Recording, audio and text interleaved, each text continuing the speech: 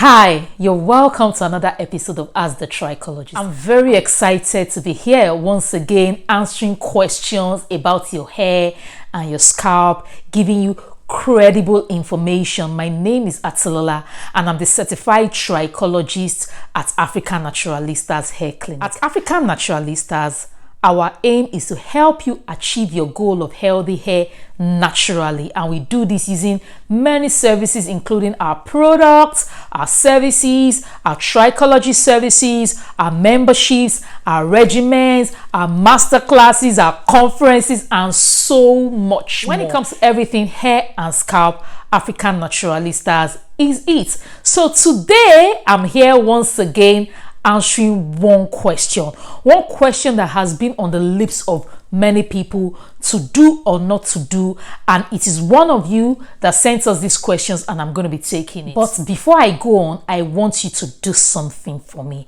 I want you to subscribe to this channel, click the like button, subscribe, comment, click on the notification bell, anything you need to do to support this channel that is bringing you credible information for free. Support us by subscribing, please. So today we are just going to be taking one question just like we did last week, and we are going to be drilling down into it, explaining it so you can get the meat out of this question, crack the bone, get the bone marrow out, get all the nutrients out, and then you discard the bone. That's how we are going to be doing it today. So we are not rushing over anything, and you can get the maximum benefit out of every question. So today our question comes from Maria. So she says, are DIYs bad? They seem to work for YouTubers, but I've heard many hair professionals speak against them.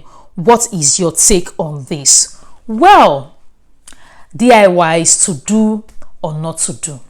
So DIYs here, for people that have not heard of DIYs, means do it yourself. So when you go into your kitchen, you get some products or you get some items, or you go into your bathroom, you get some materials, you mix it and you put it on your hair to get your hair to act in a certain way or give you a certain result or do something or basically care for your hair. That's what people call DIYs in the hair care industry.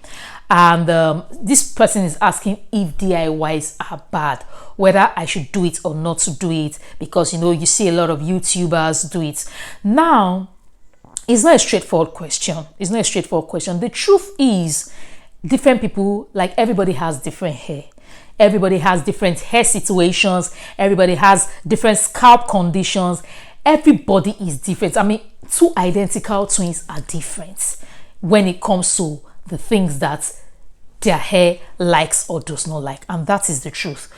The thing with DIY is that there is really no proof to say something worked for somebody, even when the person says it worked for her.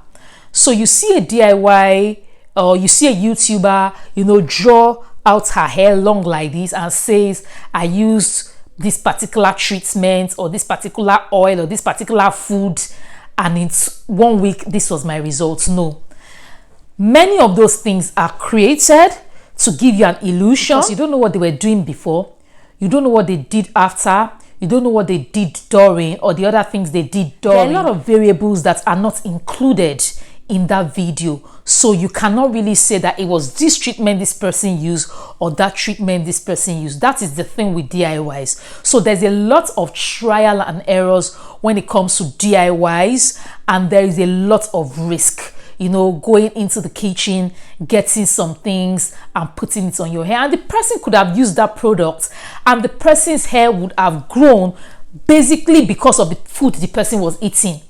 You understand? Not particularly attributed to that product.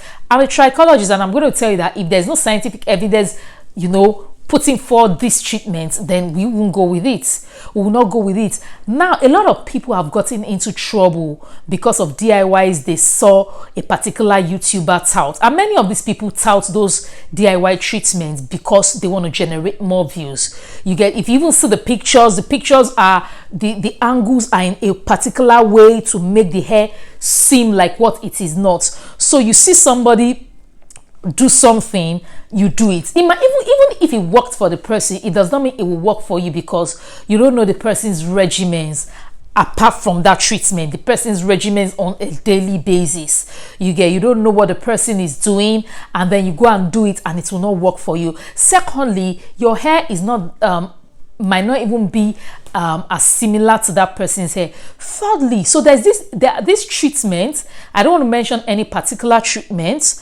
There are treatments that people use that are not pH balanced, that are not, they don't have preservatives, they don't have good ingredients to balance them out, so they might be too acidic or too alkaline, and that YouTuber might have done this treatment and gotten away with it because the YouTuber does not have any scalp condition, and then you use it and your scalp gets into a mess. Probably you end up with seborrheic dermatitis, you end up with itchy scalp, flaky scalp, and this particular scalp condition lingers on for months and even years because you are not able to bring that thing back to the original pH state which it was supposed to be. There are a lot of things that can go wrong. So am I saying do DIY treatments or don't do DIY treatments? You can go ahead and experiment if everything is fine with your hair and scalp, knowing that, oh, there's a risk involved in this thing, but I'm willing to take this risk. But don't say that because you saw somebody do something and it seemed to work for them, it will work for you also. You get, so there's nothing wrong with testing if, as I said, if you don't have any scalp condition. Now, if you have a scalp situation that you are dealing with, like dandruff, like seborrhea, seborrheic dermatitis, psoriasis, and all sorts, it is best to stay away from DIY treatment. It is best to stay away from DIY treatment and just go with your store-bought products. You get that having pH balance. And when I'm talking about DIY treatment here, I'm not talking about Ayurveda.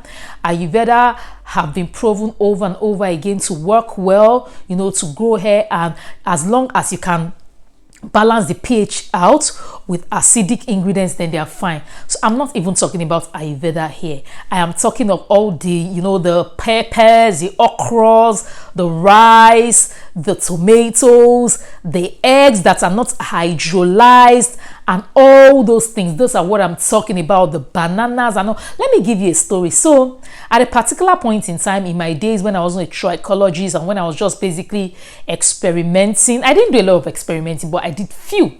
When I was just experimenting, I took aloe vera treatment because everybody was talking about aloe vera. That's a pure gel. Aloe vera is the best conditioner, natural aloe vera this, aloe vera that. And I took it and I used it to twist my hair because I'd seen people do it and the results seemed to come out really well. So I did it and I used it to twist my hair because I had a photo shoot, and then I went for this photo shoot and my hair was a mess. Like, my hair swole. I didn't get any twist out. My hair basically became, it was supposed to be a twist out, it became an afro and it swole. I was like, God, what rubbish is this? Anyway, I didn't get my twist out for that photo shoot, so I got an afro instead. And then I twisted it back. When I didn't get, then I 2 weeks later I wanted to wash and my hair was literally falling off. I wanted to cry. My hair was literally falling off. It was breaking as if you were breaking a piece of wood. It was bad. It was that day I knew that aloe vera, while some people sing of its greatness and all, does not work for all kinds of hair.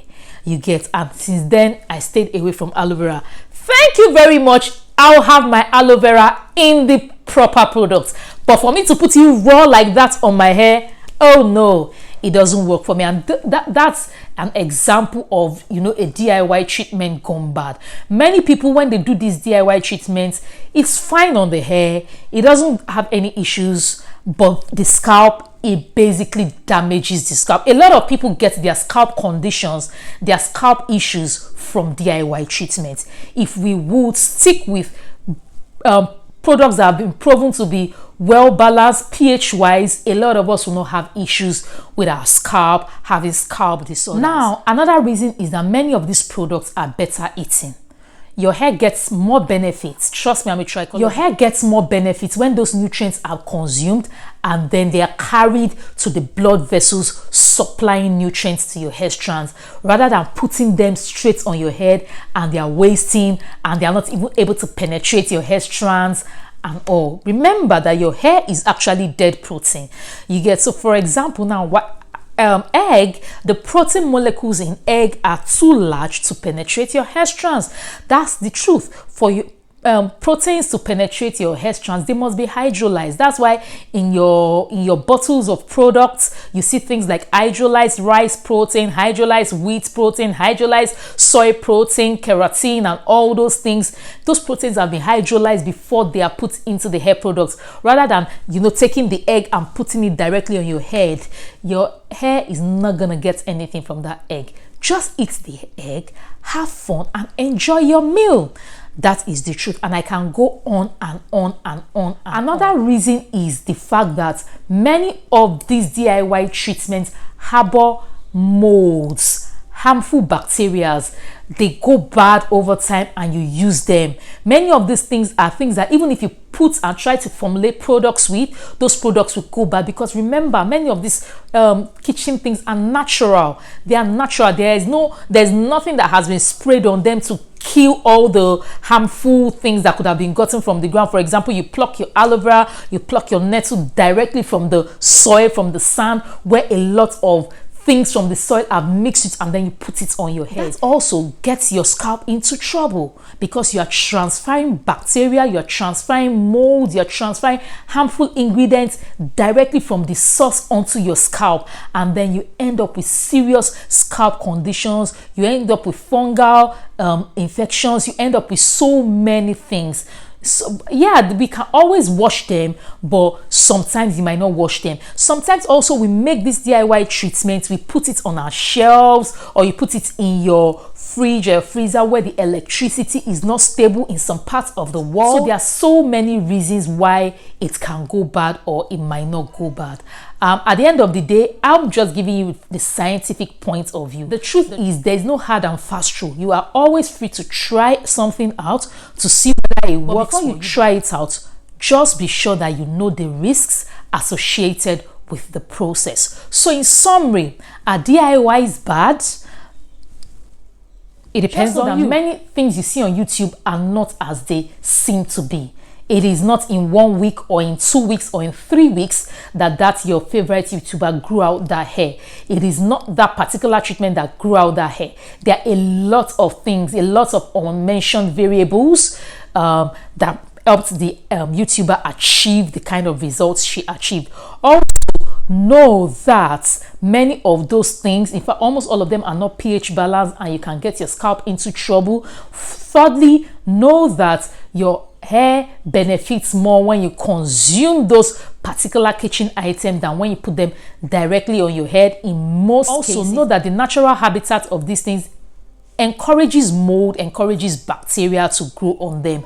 And always, if you choose to go with these DIY treatments, preserve them well. And once you don't have stable electricity, be free, in fact be very, very fast to discard them. So I hope this has been able to help you. I don't know if I'm forgetting anything, but if I forget, I'm going to put it in the description box below. But I hope I've been able to do justice to this topic. If you have any questions, please send an email to ATT, that's Ask the Trichologist, att@africannaturalistas.com, or ask in the comment section, and I will be very, very, very happy to answer you in our upcoming episodes. Remember that we have many hair care solutions for you at African Naturalistas. Check the description box below and see the different ways that we can help you out. Don't forget to subscribe, click the like button, click the notification bell, and comment. And I'm going to see you in another episode of Ask the Trichologist. Once again, my name is Atilola and I'm the certified trichologist at African Naturalistas. Till I come your way again next week. Bye.